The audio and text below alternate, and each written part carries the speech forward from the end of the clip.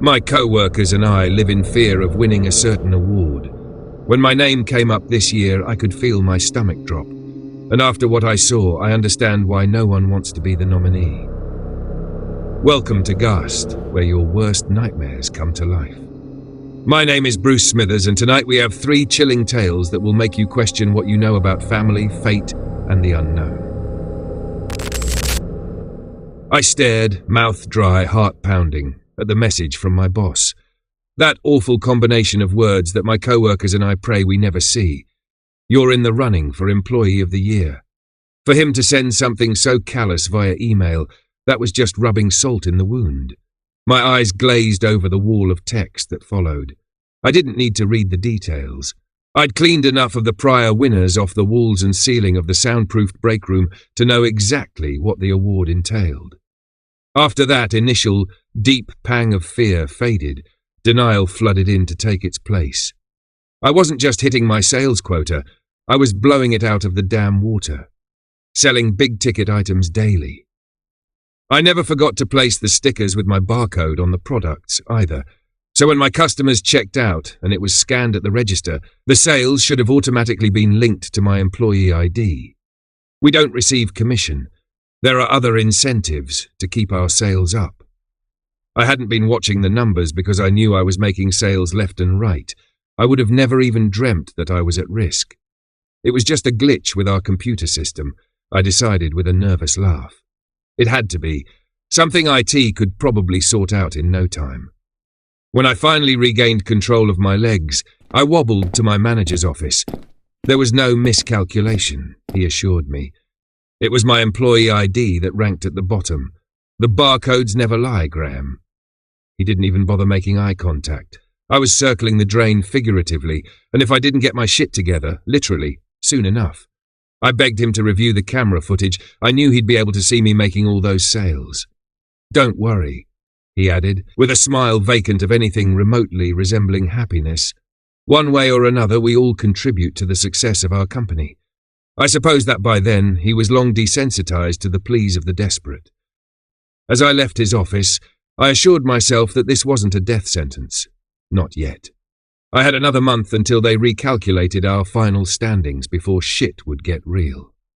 Before I'd be given a limp handshake and an empty thank you for your devotion to the company as I was led down the hallway. Before I'd meet what lives behind the usually padlocked door in the shadowy corner of the break room. Before I'd learn what it truly meant to sacrifice myself for the good of the company. Word spread fast around the office. Kevin gave me his smug, shit-eating grin. Maybe he thought that with me out of the picture, he'd finally have a shot with Elise. Elise? I just desperately hoped that hers wouldn't be the name drawn afterwards, the one selected to hose what's left of me off the break room floor and down the stained, rusty drain. As required, I began parking in my new designated space at the far end of the employee lot. The faded sign indicating reserved for Employee of the Year nearly swallowed up by the encroaching tree line. It added an extra 10 minutes to my walk to our store, and I dreaded that added time in the oppressive Texas heat. The rational part of me knew that was soon to be a moot point, though. One way or another, in another month, I wouldn't have that parking spot. If I were lucky, I'd live to see another summer, live to see some other poor bastard's car parked there. If they hadn't already heard the news when the rest of my co-workers saw my car in that space, they knew what it meant. Don't get too attached. They started avoiding me like the plague. I didn't blame them. We all knew what would be coming next if my sales didn't improve. It's the same thing that happens every time.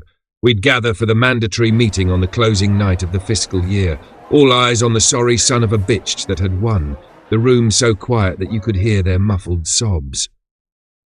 They'd receive what barely constituted a handshake from my manager, while he muttered, dead-eyed, his appreciation for their devotion to the company. Next, they'd be ushered off to the break room to meet corporate. No one tried to run, not after what happened in 19. Instead, the winner would always turn back, shooting us a desperate final look, eyes pleading for someone, anyone, to intervene. And of course, no one ever did. Once the door closed behind them and that soundproofed room swallowed up the last of their sobbing, begging, it was over. The rest of us would be sent home, and I'd try to shower away that disgusting feeling, that sick sense of relief that someone else was sent to their death, and not me. Cal, the nicest guy I'd ever met, he was the bottom performer 2 years ago. He'd fallen so ill that he'd nearly wasted away and eventually couldn't work anymore. He must have thought that freed him from his contract. If he left, if he never came back into work, he'd be okay. He must not have read the fine print in our hiring paperwork. Although, to be fair, if any of us had read it, we'd never have signed it in the first place. Cal was a warning to the rest of us that there is no quitting in our line of work. If they have to track you down and find you, and I promise you that they will find you, well, wouldn't you prefer to go with your dignity, with the company compensating your loved ones, rather than be pulled from your home, kicking and screaming into the night? Gina was Employee of the Year in 2023. Gina, with the kind smile, whom Kevin had set his sights on before Elise, and just like Elise, she wanted nothing to do with him. I still remember that day, the day they released the final numbers, the way Gina's mouth hung open in confusion, shock. When she finally managed to form words again, she too insisted that there must be some mistake. We all vouched for her to management. I'd personally seen her make so many sales. Our manager simply reminded us that the barcodes never lie. My name was the one drawn for breakroom duty that next morning, to pick up what remained of her smile and her simple gold wedding band to be returned to her family. In one business week, they received a box containing a check and everything left of her that wouldn't fit down the drain. Once the numbers are finalized, once your employee barcode has been slapped on that innocuous-looking pink slip, well, your fate is sealed. Kevin, in all his years at the company, has never parked on the far side of the lot. He has never even come close to becoming Employee of the Year, even though he couldn't sell a bottle of water to a man dying of dehydration. He is sleaze incarnate and doesn't even have the charisma to mask it. I never understood how he did so well, but I couldn't afford to think about him. I had myself to worry about, and the glitch in the system. Any time I found myself in the break room, that ancient wooden door was an unwelcome reminder of the impending one-way trip it held for me. I took special care to keep an eye on my sales, working my tail off, pulling double shifts. I pulled up the numbers as the end of the month drew near and couldn't believe it. I was still dead last. Somehow there were days where less than half of my sales had been recorded to my employee number. I didn't understand. I waited for the opportunity to sneak into the manager's office and pull the footage myself. I'd show the boss that something had gone wrong with the calculations, that the system was broken. I finally got my chance. At first, I triumphantly watched myself make sale after sale, far more than had been credited to my account. For the first time in a month, I felt a sense of relief. I had evidence, and that had to count for something. I switched feeds to the camera nearer to the registers so I could confirm that the codes were being scanned. I'd seen several scanned successfully and reached to turn off the recording.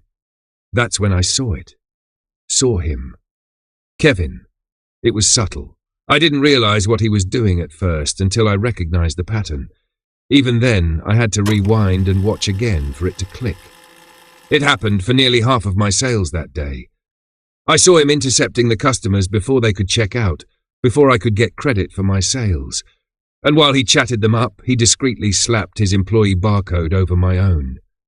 I confronted him that night. I was furious. He just smiled. Smugly gave me that line about how the barcodes never lie. He didn't care that he was sentencing someone else to death. Heck, maybe he even enjoyed it. Kevin had stolen credit for Gina's sales, and God knows who else's. Darn. Kevin. The day our numbers were to be finalized, he had the audacity to place his barcode over mine on a huge sale I'd made. He made no attempt at hiding it, right in front of me. He flashed me a grin as he did. I caught up with the customers before they checked out, and they kindly allowed me to peel the sticker off. I stuck it in my pocket to show my manager. I pulled the video too, and I stormed into his office, refusing to leave until he watched it. I studied him as his eyes moved across the screen, and if he was upset or shocked, he certainly didn't show it. Finally, he met my eyes, and at the sight of the pain in his, well, for the first time, I felt a sense of relief. until I realised why he looked so miserable. Until he whispered, "I'm sorry, Graham. Someone has to receive that award tomorrow. It's out of my hands." I wordlessly handed him that darn barcode sticker of Kevin's that I'd peeled off. He studied it for a long moment before he handed it back to me with a mere, "Why don't you hold on to this?" I told Elise what had happened over lunch, and as much as I appreciated her outrage on my behalf, I was already resigned to it. I'd mainly wanted to warn her because I had a sick feeling she'd be the one Kevin went after next. I'd be lying if I said I wasn't devastated when, that night, my boss called me into his office and informed me of the final standings.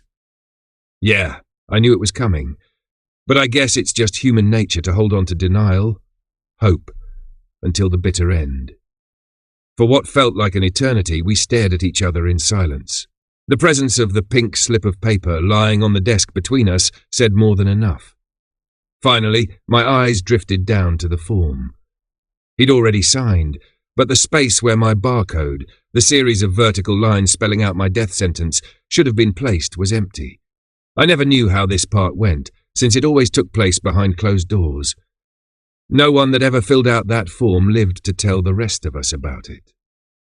"I need you to place a barcode here before I send the form to corporate," he said eventually. I opened my mouth for one final impassioned plea for my life, but he interrupted me. He spoke each word slowly, softly. "I'm leaving the room now. I need you to place a barcode here before I send the form to corporate." He stared at me for a long moment, waiting for my barely perceptible nod of acknowledgement before leaving me alone in the office. They processed the paperwork and announced the Employee of the Year that next day. Yes, I did feel a pang of guilt as I watched the smug grin fade, the blood drain from Kevin's face as he stared in shock at the outstretched hand of our manager as he was thanked for his devotion to our company. I felt it again as I watched him plead all the way to the break room, as our manager spoke to him the same mantra we'd all heard before. The barcodes never lie. But I thought of Gina, of the countless others, and by the time I heard the door slam behind him, the guilt was already gone. In its place, the relief of knowing the rest of us was safe. Our next story takes us from the workplace to a prison, where one inmate has been executed again and again, yet somehow he won't stay dead. Not everyone who faces justice can be contained. We killed Joseph Glass for the first time on August 18, 1999. I knew he was a strange case since day one. Never seen a guy so happy to die before. It was like we were doing him a favour. He refused the automatic appeal. He refused to be seen by a chaplain. He just wanted it over with. It had only taken a little over a year, and it was already time for him to make his appointment with God. He freaked me out, just passing by his cell. He was like our very own Hannibal Lecter, the way he just stood there in the back of his cell like he'd been waiting for you. The lights always burned out in any cell he was in, and maintenance had gotten tired of fixing them. Not that he seemed to mind in the slightest. The darkness seemed to swallow his top half, and all I could see were the whites of his beady little eyes poking out of all that black. Billy drummed his baton against the bars. "Up and at 'em, cowpoke," he called in that mocking tone. "Time finally come for you to pay what you owe, you sick son of a—" "Billy," Warden Taft silenced him with a word. "If you can't act like a professional, you're going to have to sit this one out." Billy paused and licked his chapped lips. "Nor," he muttered. "This a show I can't miss." Glass seemed to tick Billy off more than any prisoner before him. He liked him to at least pretend to feel sorry for what they've done, or act scared of what's coming to 'em. This one didn't even have the common decency to shed a tear. He was as stone-faced as a statue, even while being marched to the chair. Billy liked to joke sometimes that we ought to take the guy out back with some car batteries and really put the fear of God into him, get him to cut out that stoic act. I think he was only half joking. After what this guy did to those girls, well, Billy has a daughter, so I guess it struck a chord. We all watched him fry. The warden, his closest men, the thin-faced man representing the Commissioner of Corrections, the prison physician, the families of those poor girls. It couldn't have gone more by the book. The only oddity I'd noticed at the time was that the stench of death never quite left the clothes I'd worn that day. And then the next morning, we came into work to see the whites of those beady little eyes staring at us from the darkness again.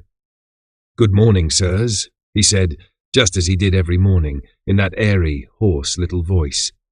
I'll admit it, I dropped everything I was carrying, stumbled back, stammered like a confused child. "Heck," I almost screamed. You're supposed to be?" "I don't know what you mean, sir." He leaned in like he was trying to stare a hole through my chest. His tone almost sounded disappointed. "You never came for me. You promised me that yesterday would be the end, sir, but you never came. I waited all night long. Why did you lie to me?" Me and Taft looked at each other. We both had the exact same question on our minds. If Glass was still alive, who the heck did we roll into the morgue last night? Impossible. Taft gagged when he pulled back the cadaver cover, stumbling away. "It's Billy." I looked. I know I shouldn't have, but I couldn't help it. And I'll be forever haunted by the sight of my friend lying there on his back, mouth agape and cloudy eyes staring into the ceiling, open wide as if he'd spent his last moments in a state of terror. The public never found out what happened. The cover-up story was that poor Billy had been taken by cardiac arrest. Internally, it was the scandal to end all scandals. Worst case of incompetence and negligence in history, they called it. They brought the hammer down on anyone even tangentially involved. Me and Taft were out on our ears, and they would have prosecuted us too, but that would have required admitting it ever happened. But I just could never wrap my head around it. Of those dozens of witnesses, not a single person noticed we were strapping a guard to the chair, not an inmate. It was impossible to the point of absurdity. Glass had been the man in that chair. I'd never been more certain of anything in my life. Some months later, I noticed power flickering off all over the city one evening. It was brief, so I thought nothing of it. At least until I got a call from a familiar number the very next morning. "I understand you were one of the staff who regularly worked with one Joseph Glass. We would like to consult with you about an evolving situation." "Oh, at 7 p.m. yesterday, we attempted the execution of Joseph Glass for the second time." There was a long pause, and when the voice returned, the professionalism had melted away, replaced with a baffled anxiety. "And, well, it didn't go as planned." I blinked. "It didn't what?" There came a long sigh. "Perhaps it'd be best if you saw for yourself." And just like that, me and Taft had our jobs back. Officially, Joseph Glass had been successfully executed on August 18th, 1999. Unofficially, they'd tried again 6 months later, just to tie up loose ends. This time he remained utterly unyielding in the chair, completely unaffected, while the officer who'd flipped the switch suddenly began to react violently, clearly in distress. It was chaos, with lights flickering and machines malfunctioning all around. The feds were crawling all over this case now, from a department I'd never heard of. Something about investigating preternatural activity. They told me Glass was refusing to speak with anyone but the officers who'd once cared for him. Being walked into that interrogation room almost made me feel like I, myself, was a convict being marched to face judgment. Glass was staring at me when I walked in, like he'd been sitting there, motionless, waiting for me. I expected nothing less. I took a deep breath as I sat across from him. I'd faced many dangerous criminals before and showed no hint of fear. But how could I not, now, sitting across from a man who seemed to wield such dark power? "Glass, Officer Mendez." His tone betrayed no emotion. "I had thought you'd abandoned me." I winced. No, Glass, I'd just been temporarily reassigned. "It's good to see you again. Would you like some water?" I offered it to him. He didn't even look at it. His eyes just bored into mine, relentless. "I am here to ask you a few questions." Silence. "Okay. Glass, I need to know. How did this happen to Billy and Kramer?" "I didn't," he replied. "It did." "It?" "The thing standing behind you." I didn't bother to turn around. I had enough experience with prisoners trying to distract me while plotting an escape. "Glass, please. Let's take this seriously," I replied. "I've always treated you with respect, haven't I? You've never had any problems with me." "Actually, I do. I have a problem with all of you." "Oh?" "You here all believe that death is a punishment." There was the first hint of emotion I'd ever heard in his voice. "It's not. It's freedom, the only freedom. You promised me that gift. You promised me you'd let me die." You've given it to so many other prisoners while leaving me behind. With all of your machines and your science and your knowledge, surely you can find a way, if anyone." My throat felt suddenly dry. I had to take a sip of the water myself, hoping it would quell my nerves. We're trying our best, Glass, but you have to work with us. It may help if you told us what exactly is preventing us from executing you." He moved for the first time, leaning in so slow as to be almost imperceptible. "It won't let me die." And that's when I felt a hand settle on my shoulder from behind. Everything stopped. My lungs seemed to freeze, and I felt an icy presence enveloping me. I could see the hand in the corner of my eye, long and veiny. I could feel a chill on the back of my neck. I'd once mocked the way deer froze in headlights. Now I understood. I couldn't move, couldn't think, couldn't even take a single breath. My vision blurred, and my thoughts melded together. All I could see was Joseph's eyes staring into mine, those fathoms of darkness swirling in his iris, and I would have remained there, too terrified to breathe, if agents in black hadn't stormed into the room at that moment. Later, they showed me the tapes from the security camera. There'd been nothing behind me. Nothing at all. On May 7th, 2001, Glass was set to be executed for the third time, by hanging, or so I heard, in some government black site somewhere, far from prying eyes. While it was set to happen, Taft and I were sharing glasses of scotch in his office, nominally to celebrate. Really, we were scared. Taft always struck me as young at heart despite his years, but this was the first time the warden had ever looked truly, properly old. He watched the yard below as he had a drink. "Did I ever tell you why I chose this line of work, Mendez?" I shook my head, and he sighed. "Back in '63, they found a woman's body in the back seat of a burnt-out car, in some state park near my neighborhood. A prostitute. One of her clients had harmed her, burned all the evidence. And you know what got to me, Mendez? Nobody cared. Nobody bothered to investigate. Who will notice one less person on the corner of Fifth Avenue, right?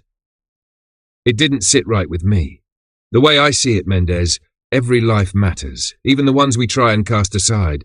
Everybody's got people who love them and childhood memories and all that. Everybody deserves justice, no matter who they were." He set down his glass and looked me in the eyes. "So I joined the force, got the case reopened, found the guy, and I watched him face the consequences of his actions, and I like to imagine she was there watching too." There was a tense moment, and then a chuckle. "Course, after that bullet to the hip in '71, I couldn't walk the beat anymore, but I've been just as happy here. Watching justice be served, it makes me feel like there's some kind of order to the world. Good deeds and bad deeds get repaid in kind." It was clear there was something lurking beneath his words, some unspoken thesis. Eventually, with old, wrinkled, tired eyes, he said it. "I've thought about it, and if Glass doesn't die tonight, I'm finally going to retire, Mendez," he confessed. "After what he did to those girls, what kind of order can there be in a world where a monster like that is just beyond justice?" I was shocked. Warden Taft always struck me as an unmoving fixture. What would we do without him? "He'll die, sir," I promised. "It'll work this time. It has to." But he seemed deeply uncertain. With one last shuddering drink, he leaned forward, his eyes. He stared at my expression, as if desperate for me to understand, for me to know. Those things in his eyes. Haven't you seen them? And at that moment, Taft was yanked up out of his chair. It was so sudden, so inexplicable, I could barely register what I was witnessing. Some unseen force lifted him 2 or 3 feet above the ground. He choked, coughed, desperate for air, and clawed at something around his neck, which I could not see. He was hanging, I realized, and with wide, horrified eyes, the same as Billy's had been, he silently begged me for help. I sprang from my chair and wrapped my arms around his dangling legs. At first I tried to pull him down to the floor, but I realized it was only tightening the invisible grip around his neck. Then I tried lifting him as high as I could, which gave him some relief, but not much. Tears rolled down his face as it swelled and turned blue, and even though I could not see the noose, I could see the bruised skin where it had squeezed around his neck. All the while, I screamed myself hoarse, "Help! Somebody, please! We need help in here!" But nobody came. And all of a sudden, I felt my feet swept out from under me. I dropped like a bag of bricks, but I was so startled I maintained my grip around the warden's legs. I fell and yanked him down with me, and his body suddenly jolted with a sickening crack. It took me a while to manage the courage to look up at him. His neck had been stretched too far, and his head was bent to the side at an unnatural angle.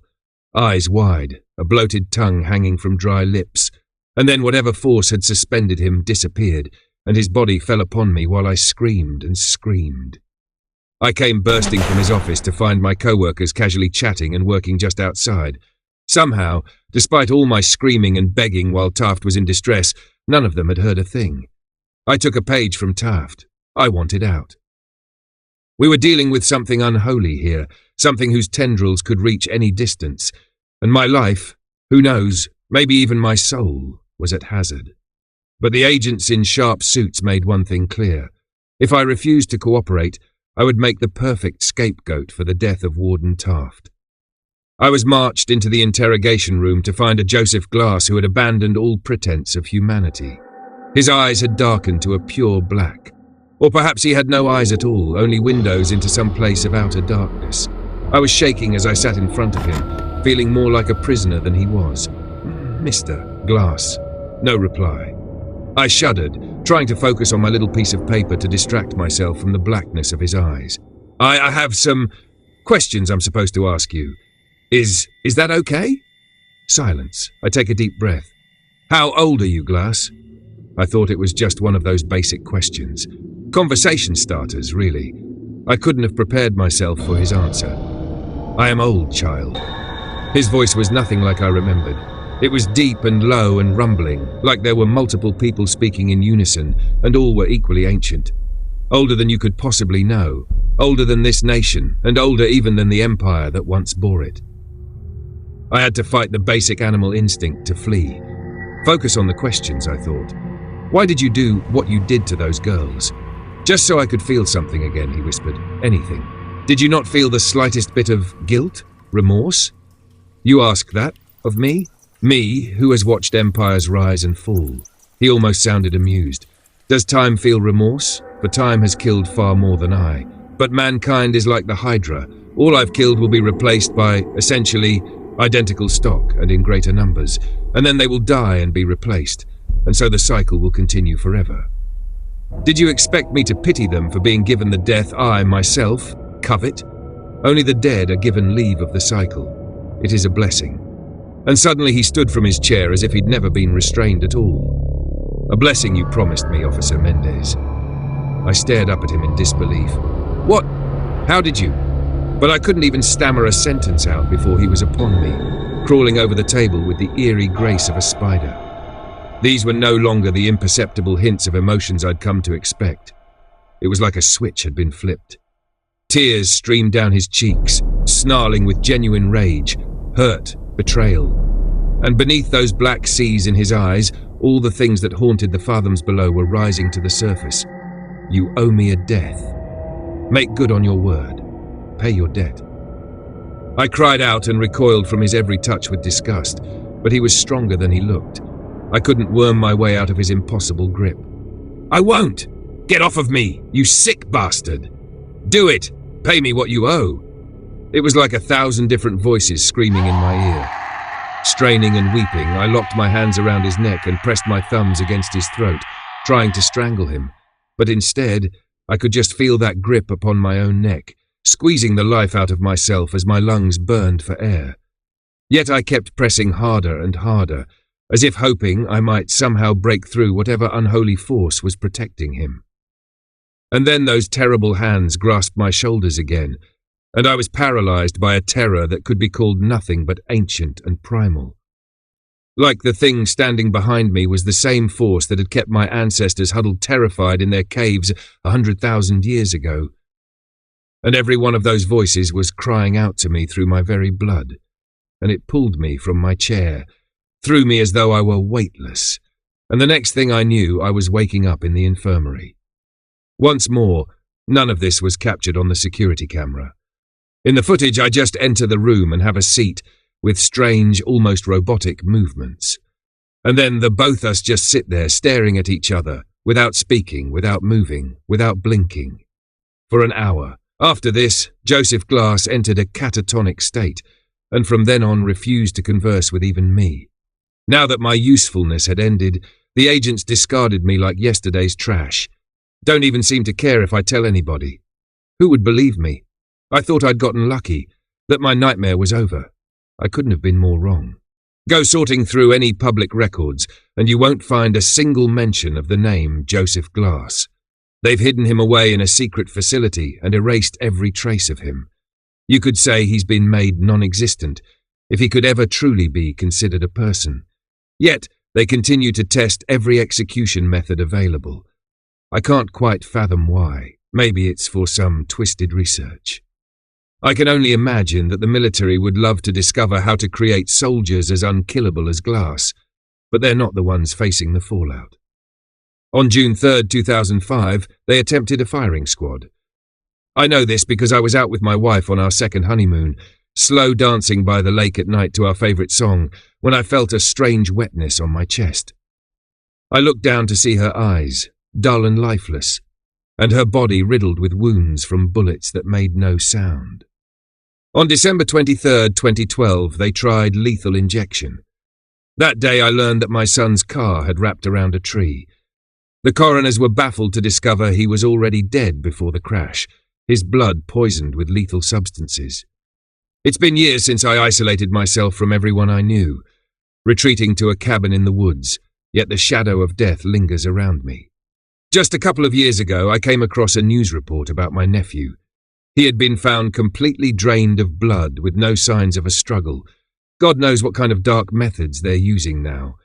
He won't let me escape this, not while I still owe him a debt. But I've been doing my own research. I've delved into the dark secrets I glimpsed in the depths of Glass's eyes. I've uncovered knowledge meant for no man. I've performed rituals, gathered tools, and sourced ingredients. I believe I know where they're holding him. Even though they blindfolded me, I counted the seconds between each turn on the way to the facility, and I've spent weeks observing the site, noting every possible entry point. Perhaps I'm losing my grip on reality. Or maybe I've found a way to end this horror. To finally deliver the justice that should have been served. Glass was right about one thing. I must pay my debt, even if it costs me my life.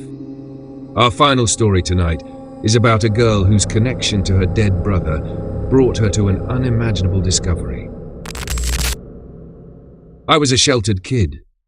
Never had a lot of freedom, really. Hell, I wasn't even allowed to go to the bathroom by myself until I was 8. It wasn't really my parents' fault, though. Before I was born, they had another kid, Jacob. They loved him a lot, even more than myself, I remember thinking as a kid. One day, I guess they weren't careful enough, and Jacob ended up going missing. He was only 9 years old. He simply left, never to be seen again. They gave up looking for him after 7 months, and a year later they got pregnant with me. They never found his body, so I think a little part of them always hoped he was alive. I never met him, but I remember ever since I was little I felt this weird connection to him. My parents used to tell me I'd scare the hell out of them when I was younger because I kept talking to this one corner in the closet. Whenever they'd ask me who I was talking to, I would just say, Big Brother. Keep in mind, I was younger than 3 when this happened.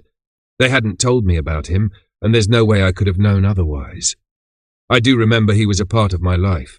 Maybe it was some subconscious trauma response to having overprotective parents, but I could have sworn he was always there, hovering over me. The first time I remember him talking to me, I was around 5. I was colouring some picture in the playroom, and Jacob was talking to me. "What are you drawing?" he asked me. He tugged on my braids. I remember he did that a lot. "It's a forest with fairies and a rainbow and a baby deer," I said proudly, holding it up to him. He scoffed. "That doesn't even look like a real forest. To draw nature, you got to be in nature. Here, come with me." He took my wrist in his cold, icy hand and practically dragged me outside. He handed me a little shovel I used to help Mom in the garden. "Dig right there," he told me, and I obliged. I found the usual bugs, rocks and roots, but I also dug up something else, and Jacob smiled as I pulled it out of the ground. It was a backpack. I think it used to be red. It felt heavy, and there was definitely something in it, but the zipper was so rusted I couldn't get it open. That's all right, Jacob shrugged.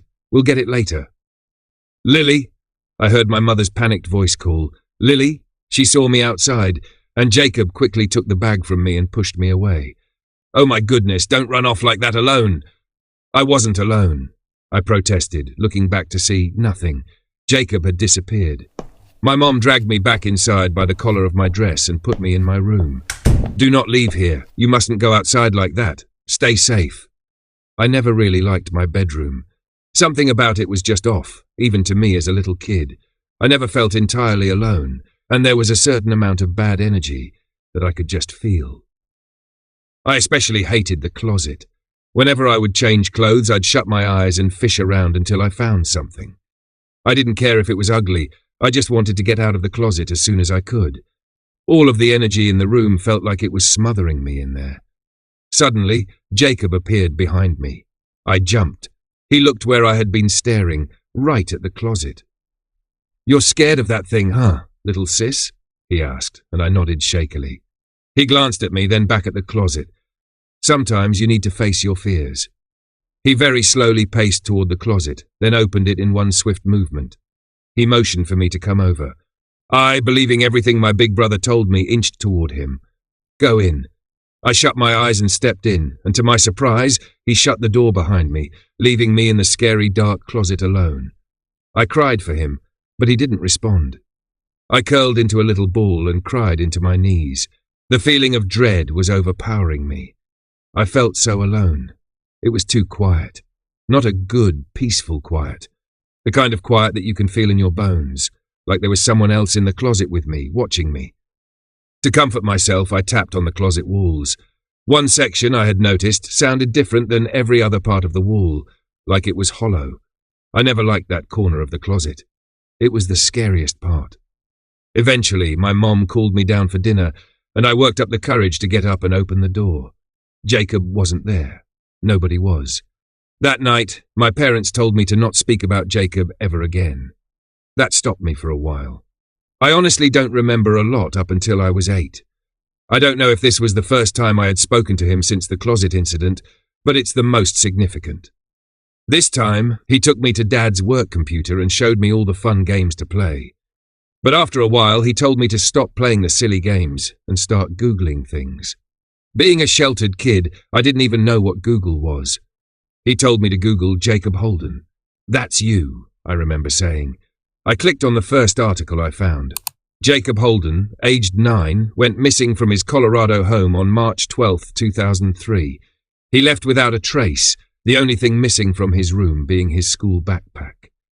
Authorities have tried to reach out to his parents, Jennifer and Carl Holden, to no avail. He was not seen leaving the house and was not seen by anybody after he left school. School backpack, I said. Like the one we found together? Without a word, he handed me the old rusted-off backpack. He then handed me a pair of scissors. Cut it open, Lily, please.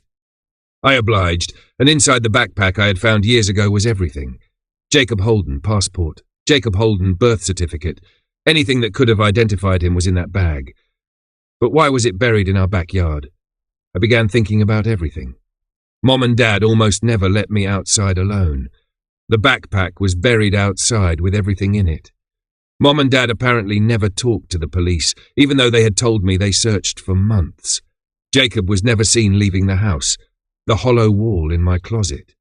I guess Jacob had realized I had known what was up because he presented me with something. A large sledgehammer. Go to your closet, Lily. You know what to do. With tears in my eyes, I took the sledgehammer from him and ran to my closet. I went, shaking, to the door that held my biggest fear for so long, now knowing that it was true the whole time. I found the hollow corner and let the sledgehammer loose on it. Something they don't tell you about dead bodies is if they're trapped in an airtight space such as a wall, they don't really decompose. They more just dry up like meat in a dry-aging fridge. Jacob's official cause of death was starvation. He was still alive when they put him in there. I didn't ever see Mom and Dad after that. The police took me to live with my aunt. I never saw Jacob either. I missed him. The last time I saw him, I was in the back of a police car, being taken to a foster home until they could find a relative who would take me in. I looked back at my house, my window, to see Jacob. He was staring at me blankly. He waved goodbye to me, and I gave him a smile. Maybe he could never leave that place, but he sure made sure I could.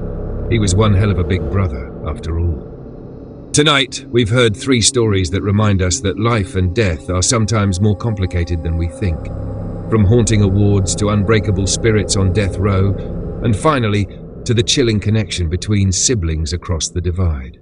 These tales prove that the world may be far stranger than it seems. Tonight's stories came to us thanks to Reddit users at JamFranNomas39, Death by Kool-Aid Man. Links are in the description. If you enjoyed tonight's stories, make sure to like and subscribe to Ghast for more terrifying tales. Leave a comment below sharing which story haunted you the most. And until next time, remember, some shadows are better left undisturbed.